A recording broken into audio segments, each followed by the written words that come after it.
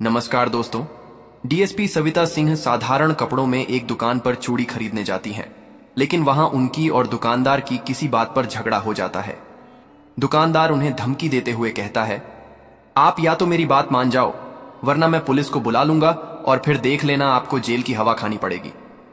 यह सुनकर डीएसपी सविता सिंह मुस्कुराकर कहती हैं, ठीक है, अगर ऐसी बात है तो आप पुलिस को ही बुला लो, वही आकर हमारा फैसला कर देगी। डीएसपी सविता सिंह के मन में था कि पुलिस वाले उन्हें पहचान लेंगे और मामला वहीं सुलझ जाएगा, लेकिन जब पुलिस वाले आते हैं तो दुकानदार उनसे कुछ ऐसा कहता है जिसे सुनकर पुलिस वाले डीएसपी मैडम को अपने साथ लेकर जाने लगते हैं। यह देखकर डीएसपी मैडम हैरान हो जाती हैं कि पुलिस ने उन्हें नहीं पहचाना और उल्टा गलत का साथ दे रहे हैं। इसके बाद कहानी में कुछ ऐसा होता है जिसकी किसी ने कल्पना भी नहीं की होगी। पूरी कहानी की सच्चाई जानने के लिए वीडियो को अंत तक जरूर देखें। मित्रों, मुंबई शहर में एक नई डीएसपी साहिबा सविता सिंह की नियुक्ति होती है। सविता सिंह अपनी ईमानदारी के लिए बहुत प्रचलित थीं। जहां भी जाती अपने ईमानदार काम से सबका दिल जीत लेती और उनकी ईमानदारी के चर्चे चारों तरफ फैले रहते थे। उनकी पोस्टिंग के एक ही दिन बाद उनका छोटा भाई उनसे मिलने आता है। उसके भाई की शादी होने वाली थी और वह अपनी बहन को शादी में अपने साथ ले जाना चाहता था। डीएसपी साहिबा का पूरा परिवार अभी तक मुंबई में शिफ्ट नहीं हुआ था।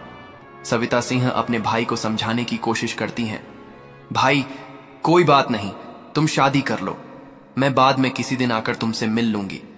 लेकिन उनका भाई कहता है, नहीं बहन, अगर आप शादी में नहीं आओगी तो मैं बिल्कुल भी शादी नहीं करूंगा। भाई बहन में बहुत प्यार था और इसी वजह से डीएसपी साहिबा अपनी व्यस्तता के बावजूद शादी में जाने के लिए राजी हो जाती हैं। वह अपने भाई से कहती हैं, ठीक है भाई, तुम चिंता मत करो, मैं जरूर तुम्हारी शादी में आऊंगी। यह सुनकर उनका भाई मान जाता है और शाम को अपने भाई से बात करने के बाद वह अपने घर चला जाता है। डीएसपी साहिबा ने कह दिया था, ठीक है, कल शाम को मैं तुम्हारे यहां आ जाऊंगी, तुम कोई चिंता मत करो।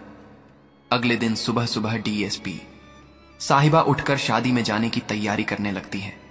वह सोचती हैं, मैं शादी में जा रही हूं तो अच्छी चूड़ियां होनी चाहिए। यही सोचकर वह अपनी पर्सनल गाड़ी लेती है और साधारण कपड़ों में बाजार में चूड़ियों की खरीदारी करने निकल जाती है। पहले डीएसपी साहिबा कई बड़ी बड़ी दुकानों पर जाती है, लेकिन उन्हें कोई चूड़ी पसंद नहीं आती। ऐसे ही घूमते घूमते वह एक और दुकान पर पहुंच जाती है जिसका नाम था शगुन चूड़ी भंडार। वहां पहुंचकर वह चूड़ियां देखने लगती हैं। घर से निकले हुए उन्हें 2-3 घंटे हो चुके थे, लेकिन अभी तक कोई चूड़ी पसंद नहीं आई थी। अंत में शगुन चूड़ी भंडार में उन्हें एक चूड़ी पसंद आती है। डीएसपी साहिबा उस दुकानदार से उस चूड़ी का भाव करने लगती है। दुकानदार कहता है, मैडम, हमारी दुकान का एक ही रेट है, आपने बाहर बोर्ड पर देखा होगा, इस चूड़ी का दाम 4500 है। साहिबा चूड़ी देख चुकी थीं और कहती हैं, ठीक है, कोई बात नहीं। वह अपने पास से 4500 निकालकर दुकानदार को दे देती है। दुकानदार उन पैसों को गिनता है और गिनने के बाद उन्हें अपने पास रख लेता है। इसके बाद वह चूड़ी को पैक करके डीएसपी मैडम को दे देता है। डीएसपी मैडम भी खुशी खुशी वहां से लौटने लगती हैं, क्योंकि उन्हें जो चाहिए था वह मिल गया था। दुकान से बाहर निकलने के बाद डीएसपी मैडम बाजार में और भी खरीदारी करने लगती हैं। जब वह दूसरी दुकान में खरीदारी कर रही थीं, उसी दौरान उनका थैला जिसमें चूड़ी रखी थी गिर जाता है और चूड़ी बाहर निकल आती है। चूड़ी को देखते ही डीएसपी मैडम को उसमें खामी नजर आती है। खामी का मतलब है कि चूड़ी में कोई टूट फूट या डिफेक्ट। डीएसपी मैडम उसी दुकान में चूड़ी को फैलाकर देखती हैं और पाती हैं कि चूड़ी की कई जगहों पर खामी है, जिससे उसकी खूबसूरती खराब हो गई है। वहां पहुंचकर वह दुकानदार को चूड़ी दिखाती हैं और कहती हैं, यह चूड़ी रख लो और मुझे कोई दूसरी चूड़ी दे दो। दुकानदार थोड़ी देर में मजबूरी में दूसरी चूड़ी दिखाने लगता है। अब तक दुकानदार को नहीं पता था कि यह यहाँ की डीएसपी हैं और डीएसपी मैडम ने भी यह बात जाहिर नहीं की थी। इसके बाद डीएसपी मैडम काफी देर तक दुकान के अंदर चूड़ी ढूंढती रहती हैं, लेकिन डीएसपी मैडम को कोई भी चूड़ी पसंद नहीं आती। जब उन्हें चूड़ी पसंद नहीं आती तो वह दुकानदार से कहती हैं, अंकल जी, आपके यहाँ की कोई भी चूड़ी मुझे पसंद नहीं आ रही। आप ऐसा करो, मुझे पैसे ही वापस दे दो, मैं किसी और दुकान से देख लूंगी। तभी दुकानदार पैसे लौटाने से मना कर देता है और दुकान में लगे एक छोटे से पर्चे की तरफ इशारा करता है जिस पर लिखा था, बिका हुआ माल वापस नहीं होगा, केवल बदला जाएगा। डीएसपी मैडम यह सुनकर हैरान हो जाती हैं। वह कहती हैं, अंकल ठीक है, लेकिन मैंने 3 पीसों की चूड़ी खरीदी थी और उसमें कमियां निकली, इसमें आपकी भी तो गलती है। दुकानदार जवाब देता है, मैडम बहस मत करो, हमारे यहां का यह नियम है और हम इसे तोड़ नहीं सकते। डीएसपी मैडम कहती हैं, ठीक है, बिका हुआ माल वापस नहीं होता, लेकिन मैं इसे अभी तक अपने घर भी नहीं लेकर गई हूं। यहां से बस साइड की दुकान पर गई थी और वहीं मुझे यह कमी नजर आई, तो इसे वापस करने में क्या बुराई है। लेकिन दुकानदार अपनी बात पर अडिग रहता है और कहता है, नहीं मैडम, यह चूड़ी वापस नहीं होगी, आप चाहे जो कर लो। इसके बाद डीएसपी मैडम कहती हैं, नहीं, यह चूड़ी आपको वापस करनी होगी, वरना मैं यहां से नहीं जाने वाली। ऐसा कहकर वह दुकान में ही बैठ जाती है और चूड़ी वापस करने के लिए आग्रह करने लगती हैं। जब दुकानदार देखता है कि यह महिला अपनी बात पर अड़ी हुई है और यहां से जाने वाली नहीं है, तो वह पुलिस को फोन करने की धमकी देता है। वह कहता है, या तो आप यहां से चली जाएं, वरना मैं पुलिस को बुलाकर आपको अंदर करवा दूंगा। आप यहां मेरे साथ गलत कर रही हैं और यहां सीसीटीवी कैमरे भी लगे हुए हैं। जब आपने एक बार सामान खरीद लिया तो यह वापस नहीं होगा। अगर आपको इसके बदले में कुछ और चाहिए तो आप ले सकती हैं, लेकिन पैसे वापस नहीं होंगे। डीएसपी मैडम पुलिस का नाम सुनकर मुस्कुराती हैं और कहती हैं, ठीक है, तुम पुलिस को बुला लो, कोई बात नहीं, वही आकर हमारा फैसला कर देगी कि आप मुझे पैसे वापस दोगे या नहीं। दुकानदार जो सोच रहा था कि पुलिस बुलाने से मामला सुलझ जाएगा, पुलिस को फोन करता है और अपनी समस्या बताकर उन्हें दुकान पर बुला लेता है। इसके बाद डीएसपी मैडम सोचने लगती हैं, आने दो पुलिस को, आते ही वे मुझे पहचान लेंगे और फिर इस दुकानदार को डांट कर मेरे पैसे वापस दिला देंगे। इसी वजह से उन्होंने अभी तक यह जाहिर नहीं किया था कि वह डीएसपी हैं, क्योंकि वह देखना चाहती थीं कि पुलिस वाले यहां कैसा व्यवहार करते हैं और उन्हें पहचानते हैं या नहीं। थोड़ी देर बाद पुलिस वाले दुकान पर पहुंच जाते हैं और दुकानदार से बात करने लगते हैं। दुकानदार उन्हें एक तरफ ले जाता है और चुपके से रिश्वत देता है। पुलिस वाला ईमानदारी से अपना काम करने के बजाय इस महिला के साथ बदतमीजी करने लगता है और धमकाने लगाता है। वह कहता है, वैसे तो आप पढ़ी लिखी लगती हैं, लेकिन इस तरह के काम करते हुए आपको शर्म नहीं आती। जब दुकान पर लिखा है कि बिका हुआ माल वापस नहीं होगा, तो आप इसे वापस कैसे करवा सकती हैं। यह सब सुनकर डीएसपी मैडम हैरान रह जाती हैं। उन्हें इस बात का अंदाजा था कि दुकानदार की गलती थी, क्योंकि चूड़ी में डिफेक्ट था। कोई भी व्यक्ति इतनी कीमत में डिफेक्टिव चूड़ी क्यों लेगा। दुकानदार को या तो चूड़ी वापस लेनी चाहिए थी या किसी तरह का समझौता करना चाहिए था, और अगर वह समझौता नहीं कर सकते थे तो पैसे वापस देने चाहिए थे। यह सब देखकर डीएसपी साहिबा हैरान हो जाती हैं, खासकर इस बात से कि पुलिस वाले उल्टा उन्हें ही दोष दे रहे हैं और यह भी नहीं पहचान रहे कि वह यहाँ की डीएसपी साहिबा इस खेल को जारी रखना चाहती हैं। इसलिए वह दरोगा को समझाने लगती हैं। वह कहती हैं, साहब मैं कहाँ गलत हूं, यहां पर यह दुकानदार गलत है और आपको इसके खिलाफ एक्शन लेना चाहिए। मेरे पैसे वापस करवा दीजिए। इस चूड़ी में दोष है तो मैं इसे क्यों लूंगी। दुकानदार बीच में कहता है, साहब मैंने इन्हें अच्छी तरह से चूड़ी दिखाकर मोल भाव किया था, इन्होंने पैसे देकर चूड़ी ली और चली गई। अब ये वापस आई हैं, हो सकता है कि चूड़ी बदल कर ले आई हो। डीएसपी साहिबा को यह सुनकर गुस्सा तो बहुत आता है, लेकिन वह अब भी देखना चाहती हैं कि मामला कैसे आगे बढ़ता है। वह दरोगा से कहती हैं, साहब देखिए, ये वही चूड़ी है और ये उसी दुकान का थैला है।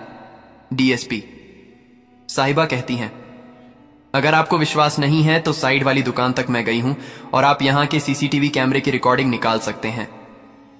दरोगा जो मामले को जल्द से जल्द रफा दफा करना चाहता है, डीएसपी साहिबा पर चिल्लाने लगता है। वह कहता है, आपको शर्म नहीं आती, देखने से तो आप पढ़ी लिखी लग रही हैं, फिर भी ऐसे काम कर रही हैं। हो सकता है आपने चूड़ी बदल दी हो जैसा दुकानदार कह रहा है। आपने ज्यादा परेशान किया तो मुझे आपको गिरफ्तार करना पड़ेगा। ये सुनकर डीएसपी साहिबा गुस्से में आ जाती हैं, लेकिन फिर भी चुप रहती हैं। वह कहती हैं, ठीक है साहब, अगर ऐसी बात है तो आप मुझे अंदर बंद कर दो।